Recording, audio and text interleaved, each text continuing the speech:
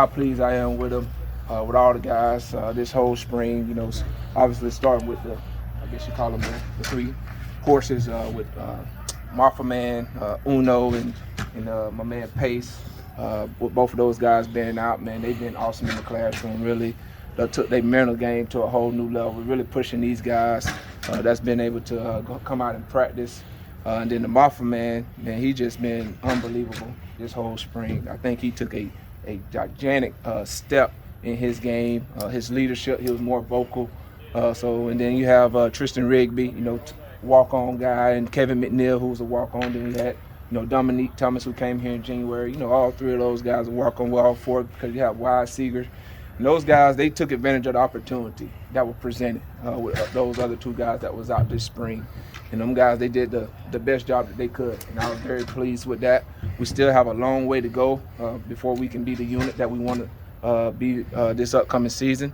And they just took the challenge. And I'm looking forward to seeing how, this get ready phase translate over to our transformation phase. But overall, really just pleased with the guys. They came and worked hard each and every day. They didn't complain. I really tried to stress them and strain them and really push them to their limits to get the best. And just, what I told those guys, greatness, you have coaches talk about that, but at the end of the day, it has to come from within yourself.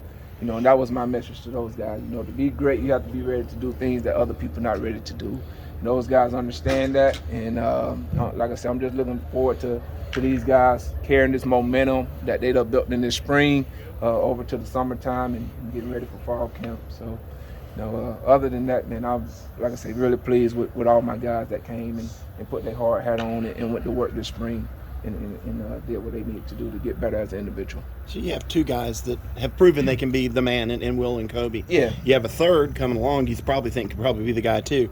So when fall starts, do you want one guy to separate and be the man, or do you want that three-headed monster? I mean, we want the three-headed, and then, we're going to have Keith Adams that's going to come here later in the summertime. But, those three guys, man, you can put them on any team in America and they can go start. When you're talking about separation, it's going to be very slim because we, as an offensive staff, we feel very comfortable putting any of those guys in there and going in there and getting the job done and have all the confidence in the world in each and every one of them. Now, all three of them bring something totally different to the table, which is what you like as a running backs coach because every running back is different. As far as a huge separation, I wouldn't say it's going to be a big gap between those guys. And, the thing that I love about all three of them, that they love each other. They want to see each other be successful, and that's very rare that you find in college football nowadays. When you have three guys that we have here on our roster that can literally, like I say, go on any other program and be the starter, but those guys really be happy for each other's success. So, like I say, I don't see where it's going to be a gigantic gap. Like I say, it might be a slim one, but at the end of the day, all three of those guys going to play. The great thing is we was able to get the Marfa man. We got, obviously we still have the spring game, but getting him through this spring, as healthy as we can, considering that, he was going to have a heavier load than what he done had in the past. So far we've been on the right end of that. But like I said, I would feel confident in any of those guys going out there and playing and getting the job done. And, as a coach, it put a lot of strain and pressure on you because, all three of those guys can go out and be successful. But at the end of the day, you can only have one that go out there. So we just have to get our rotation right. And that just falls on me and the offensive staff and make sure that we have the right personnel when we need it. Coach, how's Marfa been with his pass catching, his pass protection this spring? Oh, man, Marfa, man, got some of the best hands on the team, honestly. He showed that last year to be the size that he is. He has great hands, has great feet, got power, got speed. He's almost like a combo, honestly. Because he can catch the ball, he can run the ball, he can pass pro. He can do it all.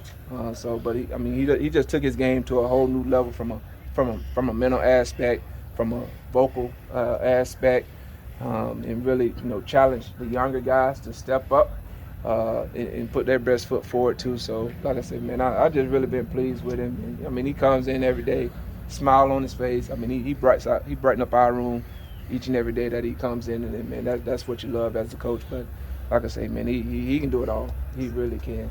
When you say he's taking a step mentally, Yeah. specifically what areas are you saying? Well, when you talk about, the run game, you understanding, who the offensive line going to, understanding, Okay, who they going to and who's gonna be the free guy. Well, mentally, if I know who's gonna be the free guy, the term I use, you got to have a toolbox, right? So you got to have a tool ready for that guy whenever he comes up there. So that's what I talk about. And then just the pass protection, knowing who the offensive line has, knowing who you got, and then just going out there just blocking, and then just understanding what type of rusher this guy is that comes. He just took his game just really to a whole new level. I would say he probably was definitely, I don't even want to say most improved, because it ain't like he had a terrible spring last year, but just with the numbers that he had this past season, he just really, from his standpoint, gained a ton of confidence going into the summer.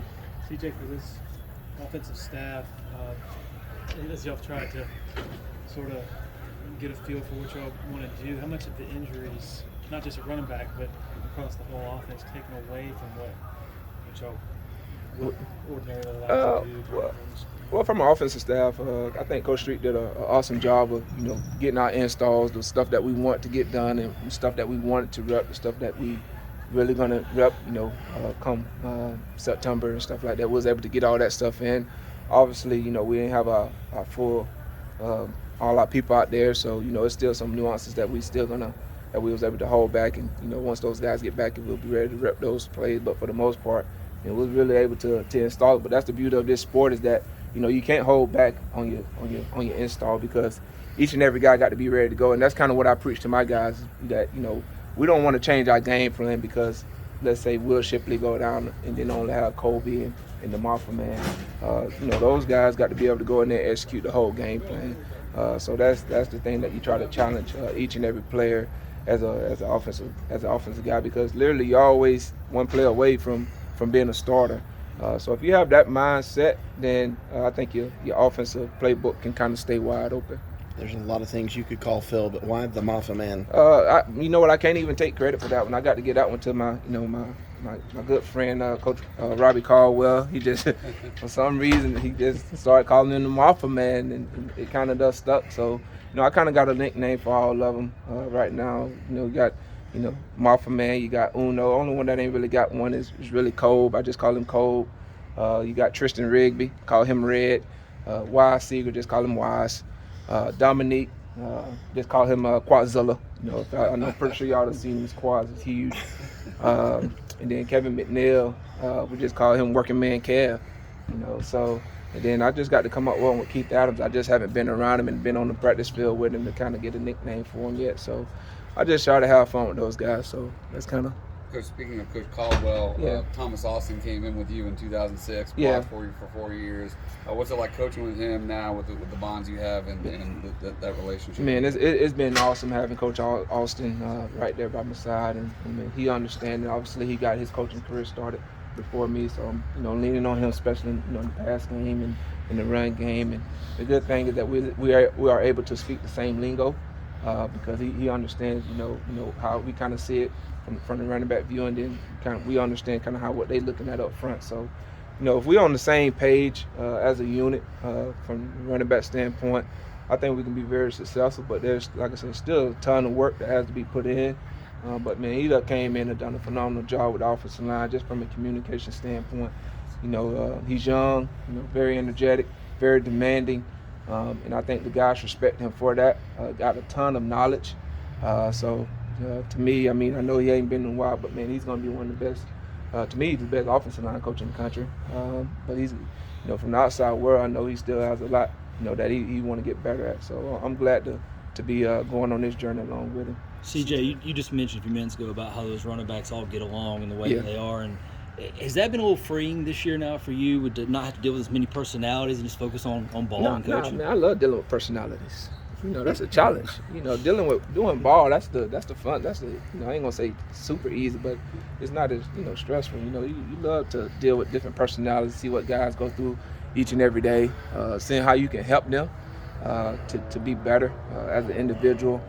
Being a good citizen and all that stuff. So, and all these guys that's in my room now, they all have their own personalities that I have to deal with. So, I love the challenge each and every day. To deal with a different personality, because I know how to push each and every person button in my room, and I know what kind of get them going, and that's the beauty of a coach is that you have to know what buttons to push with each and every guy in your room to get them ready to go play. So, and I kind of have a good feel to how to get all those guys ready to go rock and roll. CJ, what did you like what you saw from Keith Adams as a prospect, and maybe just hoping to see from him when he arrives this summer? Man, he's tough. Obviously, we all know his dad played linebacker here, so I'm pretty sure he has some of that, in his DNA.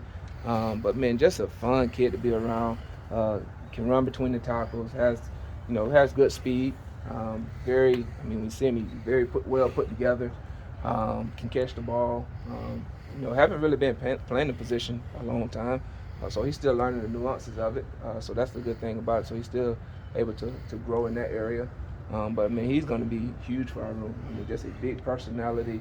This guy thinks way beyond just football stuff that he want to do, and that's what you want. Great student. There's a lot of things that goes into it, not just from a football aspect. Like I say, obviously, we all know about his dad, and he didn't let that get to him, because sometimes kids that father that played at the school, that can be a lot of pressure. But man, he was even killed. He was like, I want to set my own path. I know my dad played there. And, people might try to compare us and want me to go down the same path, but I got my own journey set out for me. So once he told me that, I said, oh, this the guy, let's go.